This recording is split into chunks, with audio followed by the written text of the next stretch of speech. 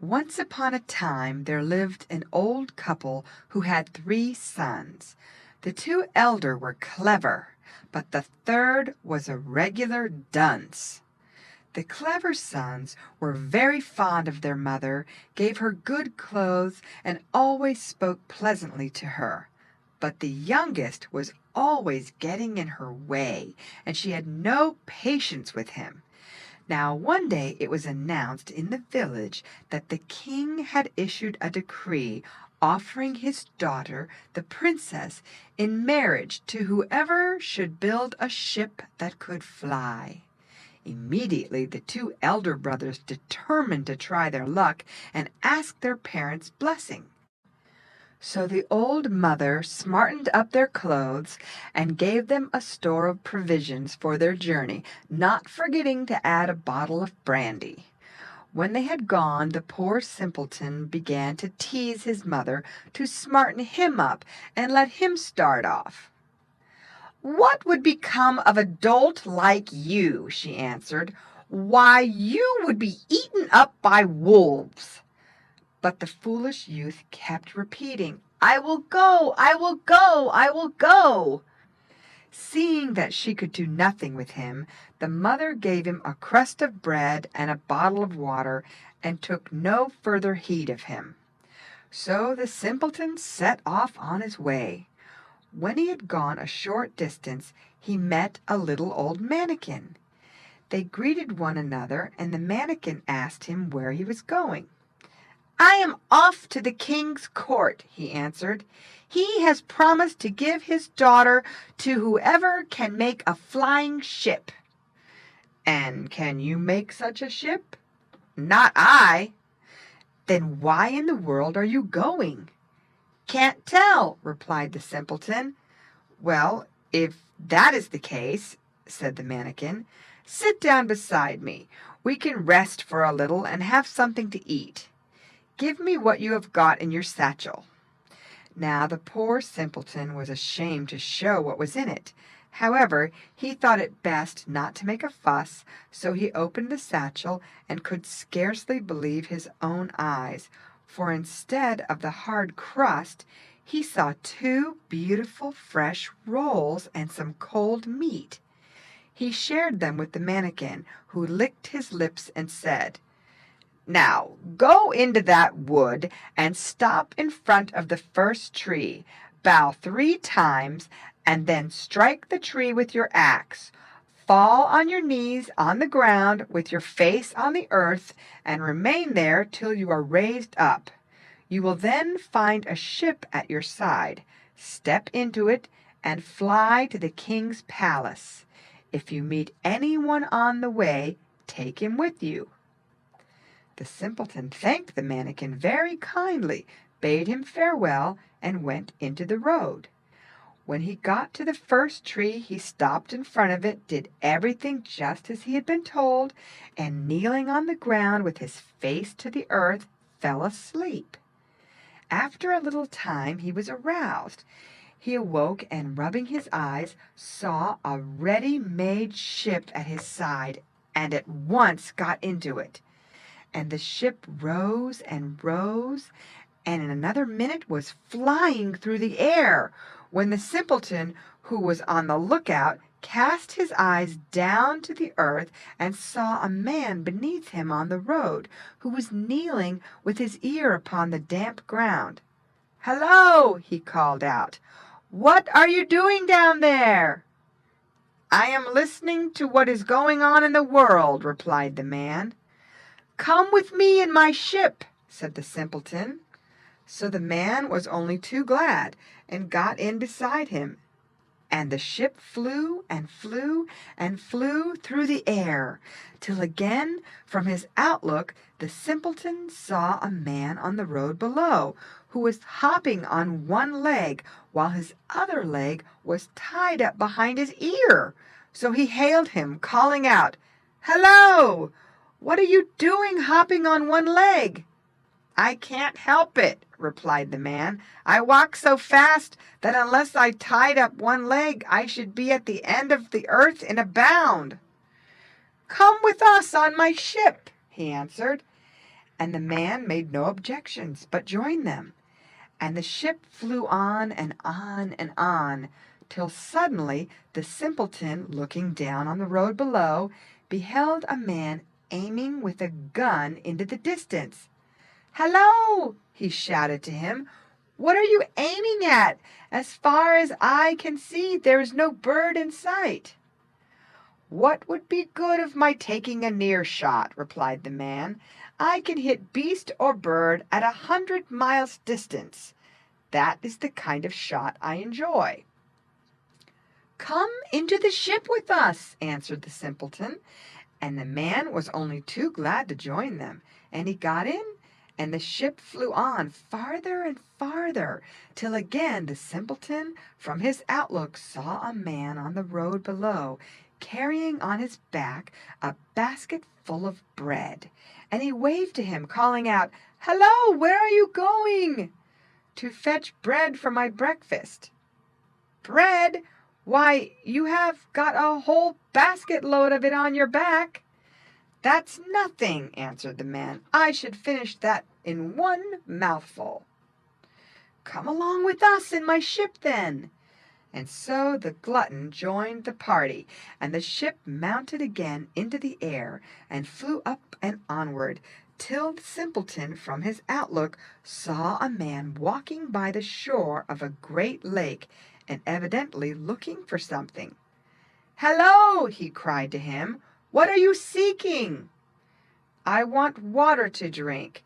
I'm so thirsty," replied the man. "Well, there's a whole lake in front of you. Why don't you drink some of that?" "Do you call that enough?" answered the other. "Why, I should drink it up in one gulp." "Well, come with us in the ship." And so the mighty drinker was added to the company, and the ship flew farther and even farther, till again the simpleton looked out, and this time he saw a man dragging a bundle of wood, walking through the forest beneath them. "Hello!" he shouted to him. "Why are you carrying wood through a forest?" "This is not common wood," answered the other. "What sort of wood is it, then?" said the simpleton. "If you throw it upon the ground," said the man, "it will be changed into an army of soldiers." "Come into the ship with us, then." And so he too joined them, and away the ship flew on and on and on, and once more the simpleton looked out, and this time he saw a man carrying straw upon his back. "Hello! Where are you carrying that straw to?" "To the village," said the man. "Do you mean to say there is no straw in the village?" "Ah, but this is quite a peculiar straw. If you strew it about even in the hottest summer, the air at once becomes cold, and snow falls, and the people freeze."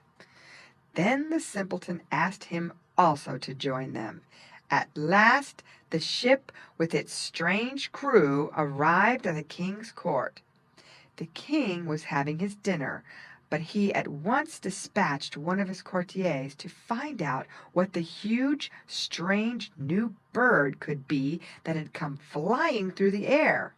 The courtier peeped into the ship, and seeing what it was, instantly went back to the king and told him that it was a flying ship, and that it was manned by a few peasants.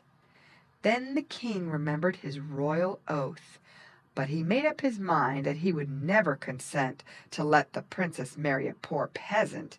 So he thought, and then said to himself, "I will give him some impossible tasks to perform. That will be the best way of getting rid of him."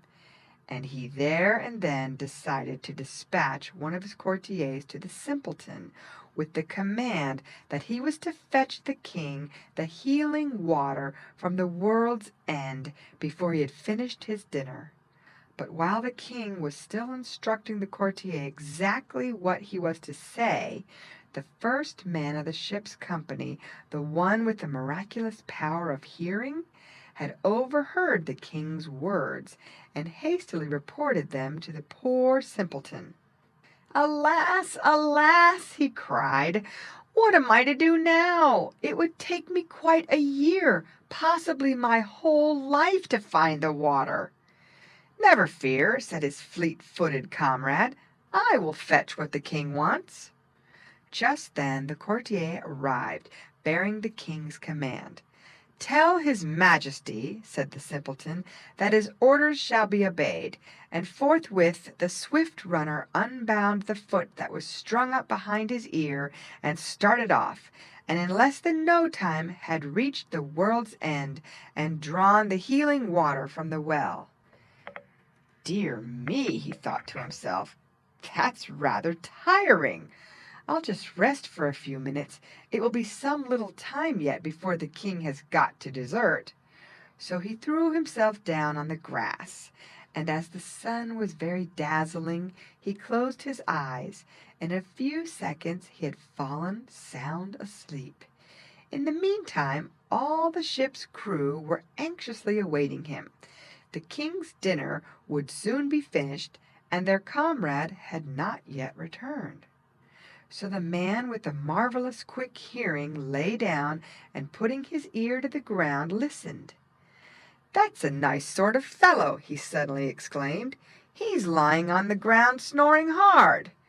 At this the marksman seized his gun, took aim, and fired in the direction of the world's end in order to awaken the sluggard. And a moment later the swift runner reappeared, and stepping on board the ship, handed the healing water to the simpleton. So while the king was still sitting at table finishing his dinner, news was brought to him that his orders had been obeyed to the letter. What was to be done now? The king determined to think of a still more impossible task. So he told another courtier to go to the simpleton with the command that he and his comrades were instantly to eat up 12 oxen and 12 tons of bread. Once more the sharp-eared comrade overheard the king's words while he was still talking to the courtier, and reported them to the simpleton. "Alas, alas!" he sighed. "What in the world shall I do? Why, it would take us a year, possibly our whole lives, to eat up 12 oxen and 12 tons of bread." "Never fear," said the glutton. "It will scarcely be enough for me. I'm so hungry." So when the courtier arrived with the royal message, he was told to take back word to the king that his orders should be obeyed. Then 12 roasted oxen and 12 tons of bread were brought alongside of the ship, and at one sitting the glutton had devoured it all. "I call that a small meal," he said. "I wish they'd brought me some more." Next the king ordered that 40 casks of wine containing 40 gallons each were to be drunk up on the spot by the simpleton and his party. When these words were overheard by the sharp-eared comrade and repeated to the simpleton, he was in despair. "Alas, alas!" he exclaimed. "What is to be done? It would take us a year, possibly our whole lives, to drink so much." "Never fear," said his thirsty comrade. "I'll drink it all up at a gulp. See if I don't." And sure enough, when the 40 casks of wine containing 40 gallons each were brought alongside of the ship, they disappeared down the thirsty comrade's throat in no time. And when they were empty, he remarked, "Why, I'm still thirsty. I should have been glad of 2 more casks." Then the king took counsel with himself, and sent an order to the simpleton that he was to have a bath in a bathroom at the royal palace, and after that the betrothal should take place. Now the bathroom was built of iron, and the king gave orders that it was to be heated to such a pitch that it would suffocate the simpleton. And so when the poor silly youth entered the room, he discovered that the iron walls were red hot. But fortunately his comrade with a straw on his back had entered behind him, and when the door was shut upon them he scattered the straw about, and suddenly the red-hot walls cooled down, and it became so very cold that the simpleton could scarcely bear to take a bath, and all the water in the room froze. So the simpleton climbed up upon the stove, and, wrapping himself up in the bath blankets, lay there the whole night. And in the morning, when they opened the door, there he lay, sound and safe, singing cheerfully to himself. Now, when this strange tale was told to the king, he became quite sad, not knowing what he should do to get rid of so undesirable a son-in-law, when suddenly a brilliant idea occurred to him. "Tell the rascal to raise me an army now, at this instant," he exclaimed to one of his courtiers. "Inform him at once of this, my royal will."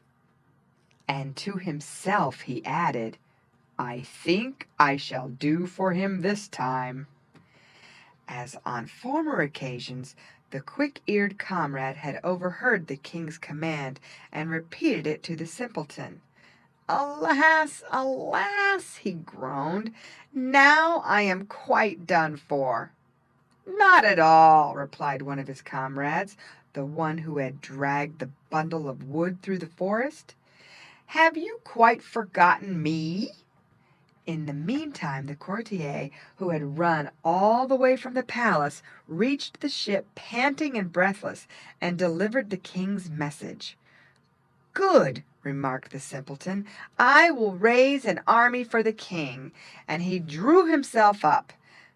"But if after that the king refuses to accept me as his son-in-law, I will wage war against him and carry the princess off by force."